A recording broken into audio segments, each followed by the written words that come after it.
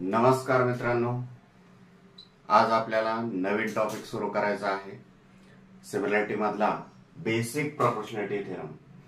आता basic proportionality theorem काय आहे? स्टेटमेंट बघा, if a line parallel to the side of triangle intersect the remaining sides in two distinct point, then the line divides the side in the same proportion. म्हणजे जर ट्रायंगलच्या एका साइडला एक line काढली parallel आणि ती जी लाईन आहे ती इतर दोन साइड्सला रिमेनिंग साइड्सला इंटरसेक्ट करते टू डिफरंट पॉइंट मध्ये, डिस्टिंक्ट पॉइंट मध्ये, तर ती लाईन काय करते? ज्या दोन साइडचे आपल्याला दोन भागात विभाजन करतं किंवा डिवाइड करतं, त्यांचा जो रेशो आहे तो सेम असेल, इक्वल असेल, असं याचा अर्थ होतो। आपण मागील स्टँडर्ड मध्ये शिकलेलोच आहोत काय की थेरम जर असेल कसा प्रूव्ह करायचा। तत्पूर्वी हा थेरम बऱ्याच वेळा तुमच्या बोर्ड क्वेश्चन पेपर मध्ये 3 मार्क्सला विचारलेला आहे। 3 मार्क्सला जर विचारला असेल तर तो कसा विचारतील? Prove that if a line parallel to the side of triangle intersects the remaining side in two distinct point, then the line divides the side in the same proportion.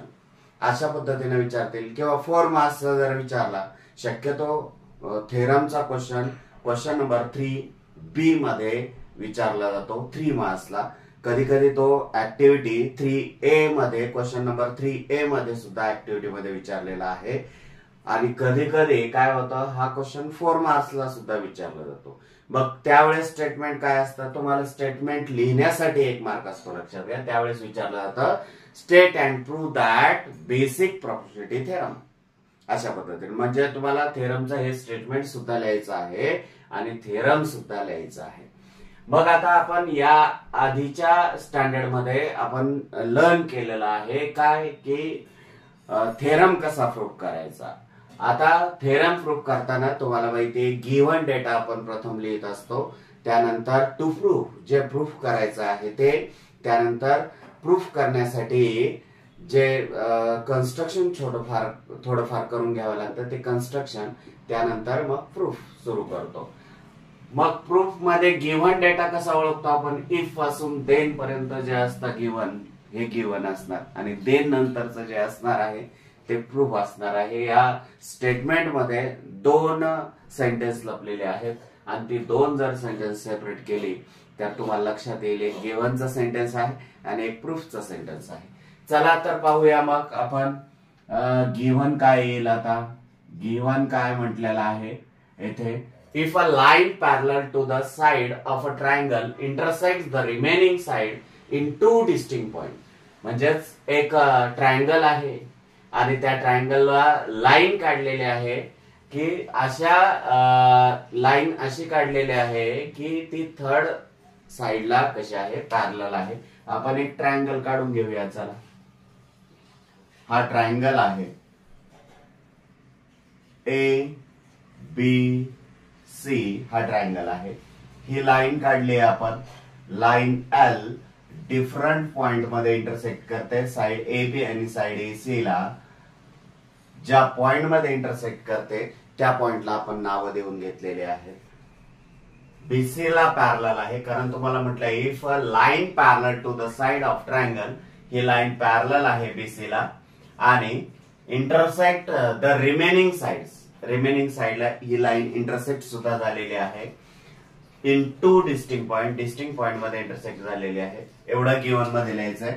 म्हणून आपण इथे काय लिहिणार मग, in triangle ABC line L parallel side BC। Okay, त्यानंतर काय लिहिणार की ही लाईन जी आहे रिमेनिंग 2 साइड्सला डिफरंट पॉइंट मध्ये इंटरसेक्ट झालेली आहे। मग line L intersect side AB and side AC in points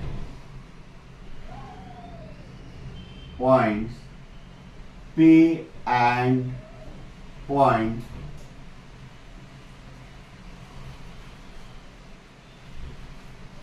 Q respectively असं आपण एवढं लिहू शकतो. त्यानंतर आपल्याला टू प्रूफ काय करायचं आहे, टू प्रूफ काय करायचं आहे की देन नंतरचं सेंटेन्स काय असेल, the line divides the side in the same proportion. Line ही जी या दोन रिमेनिंग साइड्सला ज्या पॉइंट मध्ये डिवाइड झाली त्या पॉइंट्स मुळे काय झालंय, या साइड्स दोन विभागात विभागले गेलेलं आहे. यांचं जे प्रपोर्शन आहे ते कसं असणार आहे, इक्वल असणार आहे, असं आपल्याला प्रूफ करायचं आहे. म्हणजेच AP upon PB is equal to AQ upon QC हे आपल्याला प्रूफ करायचं आहे. छोटस कन्स्ट्रक्शन करून घेऊया. Construction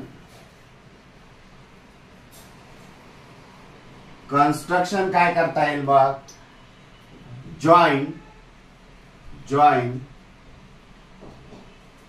segment PC and segment BQ आणि PC जॉईन करायचा आहे. BQ आणि हा PC सुद्धा काय करायचा आहे, जॉईन करायचा आहे. आपण जॉईन केलेलं. आपल्या प्रूफला सुरुवात करूया. प्रूफचा जर विचार केला तर बघा, या फिगरचा ऑब्झर्वेशन करा. या फिगर मध्ये in triangle APQ and triangle BPQ या दोन ट्रायंगल मध्ये आपण या दोन ट्रायंगलचा विचार करणार आहोत. या दोन ट्रायंगलचा जर विचार केला की आपण या आधीच्याच टॉपिक मध्ये बघितलेला आहे काय की ratio of area of two triangles is equals to ratio of their products of bases and corresponding Heights. बघा आता यांचा जर विचार केला तर या दोन ट्रायंगल्सचा बघा APQ अँड BPQ हा एवढाच भाग जर काढून घेतला आपण, कशा पद्धतीने येईल तो, हे बघा लक्षात घ्या. अशा पद्धतीनं साइडला जर काढून घेतला तर तो अशा पद्धतीनं भाग येणार आहे. ओके, इथे A असेल, इथे P असेल, इथे B असेल आणि इथे Q असेल. मी फक्त एवढा भाग काढून घेतलेला आहे जेणेकरून तुम्हाला समजेल असं. आणि याला जर या पद्धतीनं उलट जर केलं, इकडून जर ढकललं, अशा पद्धतीनं जर केलं तर तो ट्रायंगल कशा पद्धतीनं तयार होणार आहे, अशा पद्धतीनं तयार होणार आहे. लक्षात घ्या. इथे काय येईल बघ, P आणि इथे B. बघा इकडून जर टेको देऊन इकडे ढकललं तर अशा पद्धतीने तो खाली पडेल आणि अशा पद्धतीने ट्रायंगल तयार होईल. म्हणजे तुम्हाला समजेल आता की आपण दोन ट्रायंगल कोणते घेतोय, APQ and BPQ. APQ and BPQ हे दोन ट्रायंगल्सचा जर विचार केला, या दोन ट्रायंगल्सचा जर एरियाचा रेशो जर घेतला आपण तर काय येणार आहे बघा, बघूया आपण. In triangle APQ and triangle BPQ या दोन ट्रायंगलचा जर विचार केला तर लक्षात येणार आहे तुम्हाला, या दोन ट्रायंगलच्या एरियाचा रेशो जर घेतला तर area of triangle APQ upon area of triangle BPQ is equal to what. तुम्हाला माहिती आहे की काय, दोन ट्रायंगलच्या एरियाचा रेशो हा कशाशी इक्वल असतो, त्यांच्या बेस आणि करस्पॉन्डिंग हाईटच्या प्रोडक्टच्या इक्वल असतो, प्रोडक्टच्या रेशोच्या इक्वल असतो. बट येथे तुम्हाला काय दिसतंय, या दोन्ही ट्रायंगलची जी आहे हाईट जी आहे बघा, APQ ची हाईट ही आणि BPQ या ट्रायंगलची हाईट सुद्धा हीच होईल. म्हणजे हाईट कॉमन आहे, सेम आहे. जर हाईट सेम असेल तर त्या दोन ट्रायंगलच्या एरियाचा रेशो हा बेसेसच्या प्रोपोर्शन मध्ये असतो, हे आपल्याला माहितीच आहे. मग बेस कोणती येईल, पहिल्या ट्रायंगलची AP आणि दुसऱ्या ट्रायंगलची BP. म्हणून इथे या दोन ट्रायंगलच्या एरियाचा रेशो हा त्यांच्या करस्पॉन्डिंग बेसिसच्या प्रोपोर्शन एवढा येणार आहे. देअरफॉर AP अपॉन BP म्हणा, AP upon BP. Okay, this is equation 1. आणि याला रिझन काय द्याल की एरियाज प्रोपोर्शनेट टू बेसेस, किंवा असं पण म्हणू शकता की the ratio of area of two triangle with equal height असंही म्हणू शकता. किंवा रिझन काय देऊ शकता, areas proportionate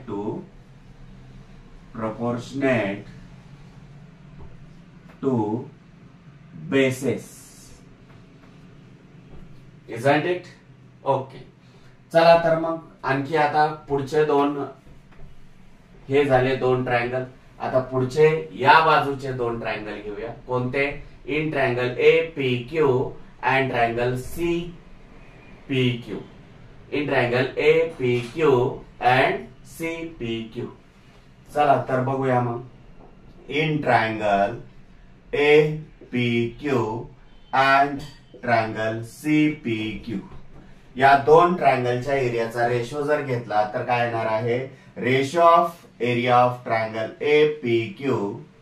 APQ and area of triangle CPQ is equal to what? बघा, यांचाही विचार केला की यांच्यामध्ये सुद्धा ही बघा ही कॉमन हाईट अशी येणार आहे आणि APQ ची हाईट आणि ट्रायंगल CPQ ची हाईट हीच येणार आहे. म्हणजे कॉमन हाईट आहेत, म्हणजेच एरिया प्रोपोर्शनेट टू बेसेस काय येणार आहे, AQ upon QC. AQ upon QC. This is equation 2. आणि याला रिझन तेच येणार आहे. बघा, हेच रिझन येणार आहे. काय की एरियाज प्रोपोर्शनेट टू बेसेस, म्हणजे बेसेसच्या इक्वल हाईट असल्यामुळे बेसेसच्या प्रोपोर्शन मध्ये असणार आहे. बघ, आता आपण इक्वेशन 1 आणि 2 चं जर ऑब्झर्वेशन केलं तर तुम्हाला लक्षात येईल काय की पहा, 1 चं ऑब्झर्वेशन करा, 2 चं ऑब्झर्वेशन करा. त्यांची लेफ्ट साइड बघा, त्याच्यामध्ये न्यूमरेटर सेम आहे, डिनॉमिनेटर आपल्याला सेम दाखवायचा आहे. मग डिनॉमिनेटरचे ट्रायंगल कोणते आहेत, BPQ and CPQ. BPQ and CPQ या दोन्ही ट्रायंगलचा जर आपण विचार केला तर यांच्यामध्ये तुम्हाला माहिती line L parallel side BC आहे. म्हटल्यानंतर या दोन्ही ट्रायंगल मध्ये हाईट कुठेही मोजली, हे बघा, या ट्रायंगलची BPQ ची हाईट ही होईल आणि CPQ ची हाईट ही होईल केव्हा, बेस PQ असेल तेव्हा. आलं का लक्षात?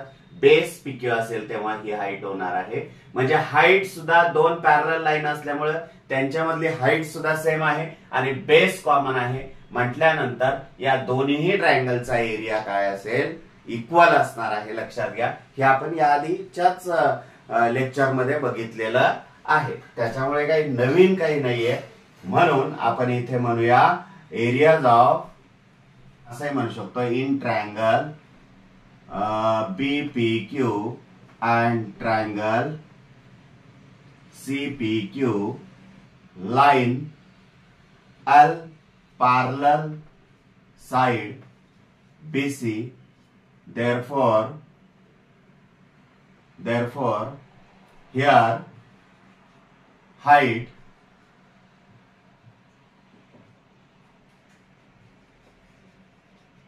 of these two triangles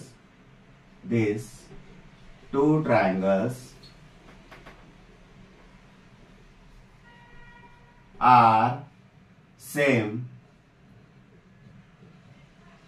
Also height असंही म्हणता येईल, height and bases are same. But therefore आपण काय लिहू शकतो, जर हाईट आणि बेसेस जर सेम असेल तर तुम्हाला माहिती त्या दोन ट्रायंगलचा एरिया कसा असणार आहे, इक्वल असणार आहे. Therefore area of triangle CPQ, area of triangle BPQ is equal to area of triangle CPQ. आणि याला थर्ड इक्वेशन द्या.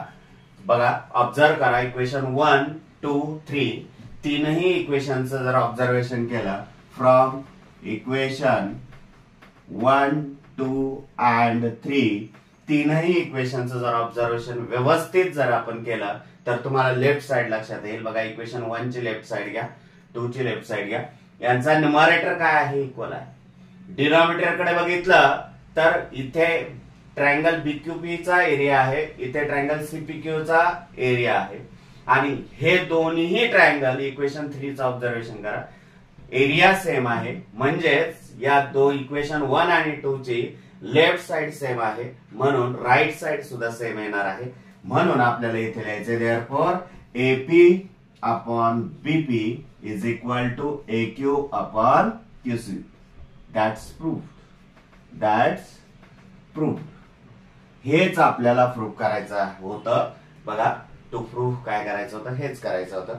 म्हणून शेवटी पुन्हा परत सेंटेन्स पूर्ण लिहाल. हे स्टेटमेंट जे आहे ते here therefore if a line parallel to the side of triangle intersect the remaining side in two distinct points, then the line divides the side in the same proportion. That's proved.